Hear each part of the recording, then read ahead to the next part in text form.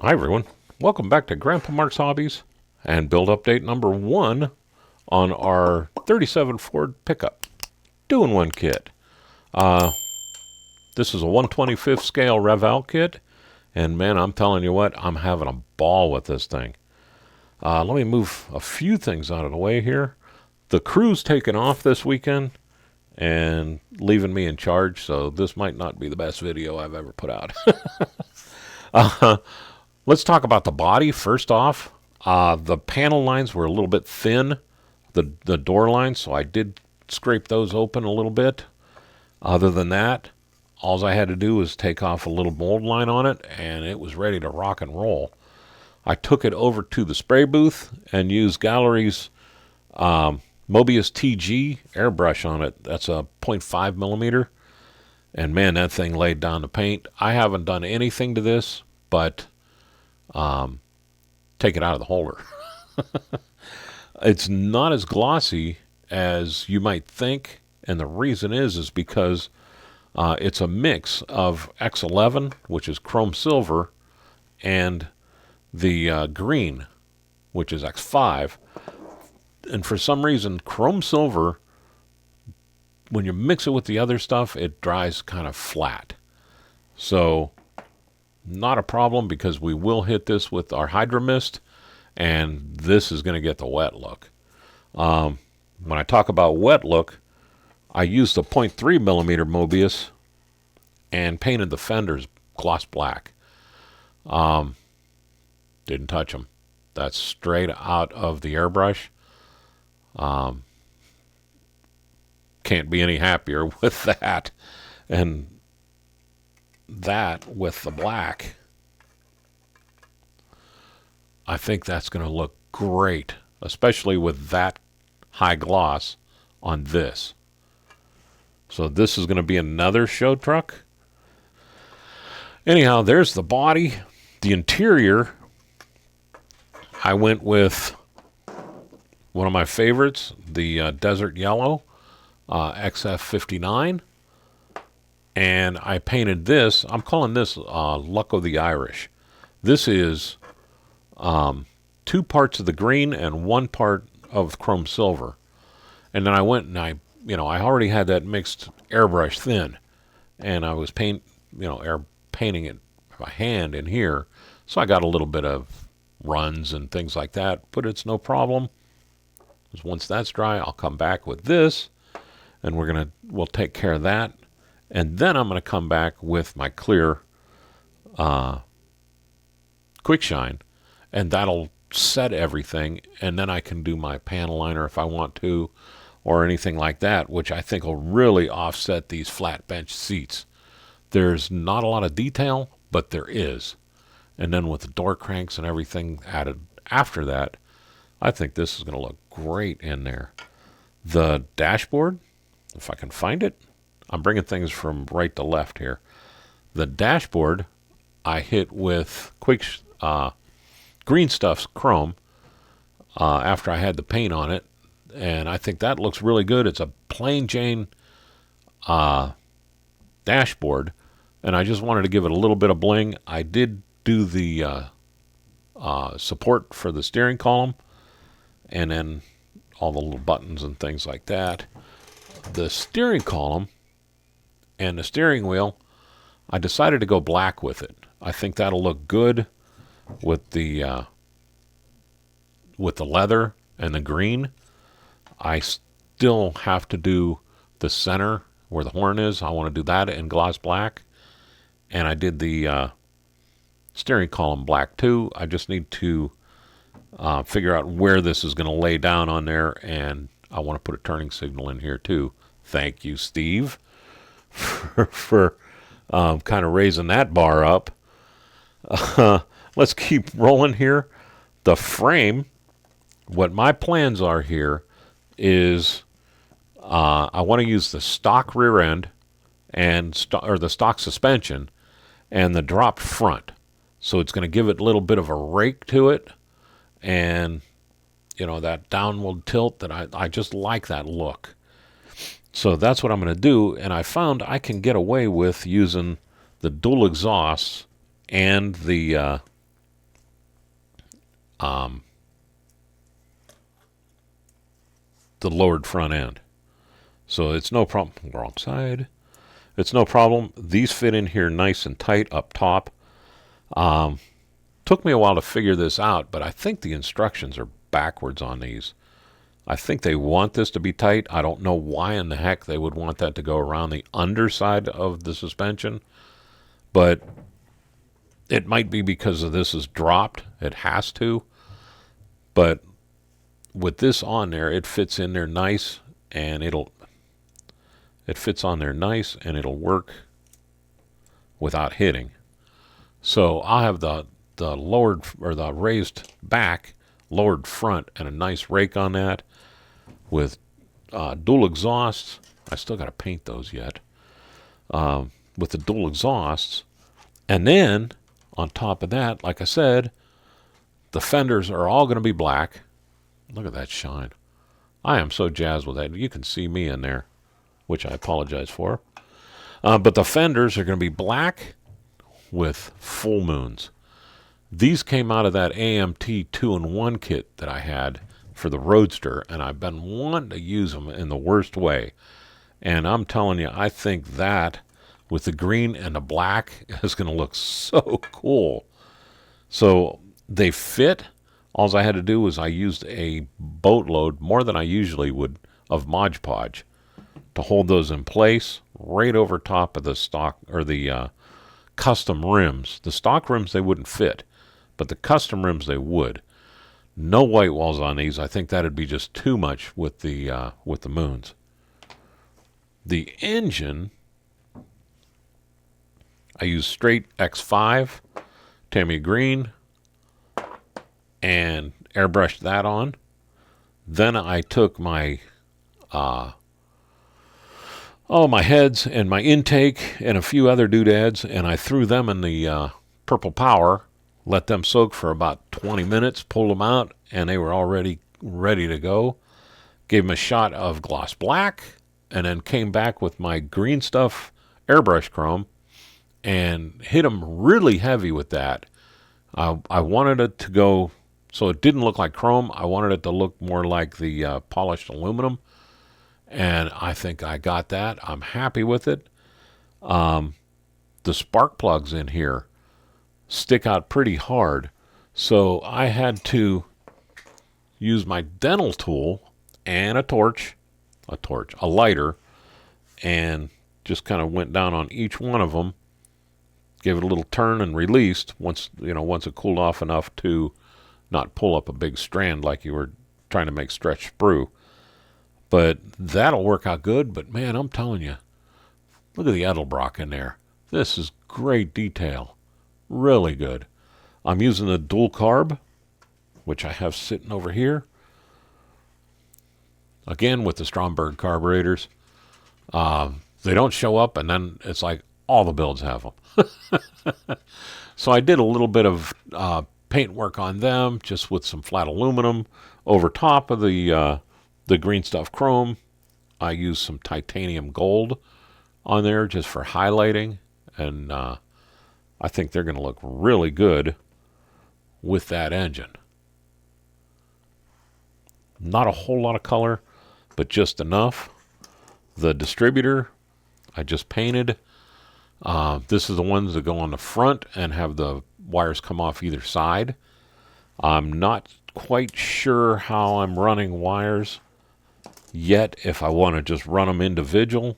I did cut my wires short and painted them. So it'd be like they come out of the conduit to each one of the spark plugs. We'll see how that looks in relation to where the spark plug wires are. I'll probably drop them on the inside of the intake, in between the intake and the heads. So my radiator lines will come around them, which are, we keep segueing into things that making my tiny brain fire here. Radiator hoses were pretty cool. They were chromed, which I've seen before. I left them that way. And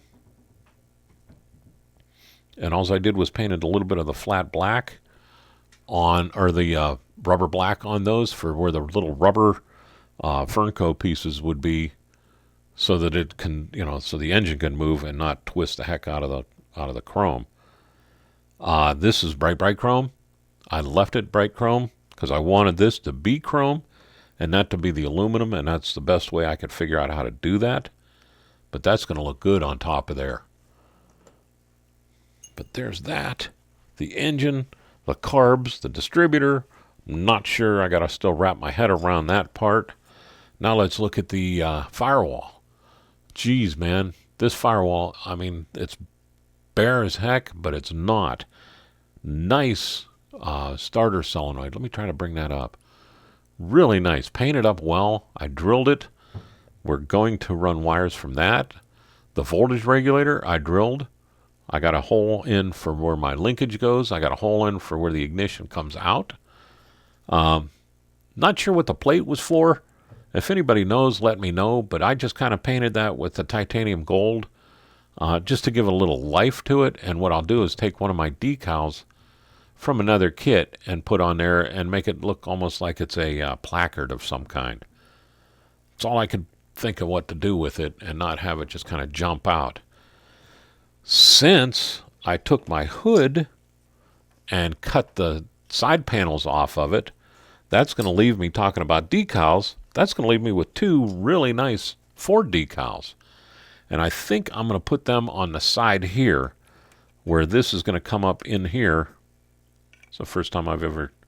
That'll come up like that, and I'll have that Ford logo on the chrome, or on the flat aluminum. And I think that'll look really sharp on there. So we're going to go with that. Let me know what you think in the comments. Some people can think a lot better than I can ahead like that. But look at how nice that aluminum looks with that body. And then the hood will drop right down on top like that and hide 90% of the work, but it'll still look great. So there we go with that. Working our way back through the model. Our gas tank, I just did the flat aluminum. This is going to be a show car, so I haven't dirtied anything up, except I put a drop of panel liner right there, and we're going to leave it at that. The wood, I think, came out pretty darn good. The supports, I am going to paint maybe gloss black. I don't think I'm going to go with the green, but I think that gloss black will look really, really cool there. It's just getting it in between these is going to be tight. And then I may come back with flat aluminum and do each one of the bolts. I'm either going to do flat aluminum or the gloss black, but I do want to show off those. I don't want them to be the same color as the wood. I think that's not going to look right. But the wood came out great. That came out great. My exhaust, I did the same thing. I painted that with the green stuff, but I didn't do it as hard as I did with the intake. So it does have a little more shine to it. I will use some blue. My Weathermaster D, I'll use some of the blue in there to blue up those where the 90s are a little bit. Just highlight them out. But this is going to look so cool. The dual exhaust with this engine, open bayed like that, is going to be a blast to do. My chassis, gloss black, because again, I think that's going to just rock and roll. Look at how sweet that's going to look. And then figure with this having the high gloss on it from the Hydra Mist, really going to show this thing off. I'm going to do the flat black on here. I just did it on the bottom side before we started. I wanted flat black here. The beams, I'll come back and I will hit those with quick shine, but I wanted that flat black. This, I use craft paint. So now I'm forced into hitting this with the flat, or with the gloss, the quick shine. Because if I try to paint over top of that to bring the wood grain up, it's going to look horrible. It will streak. It'll look horrible.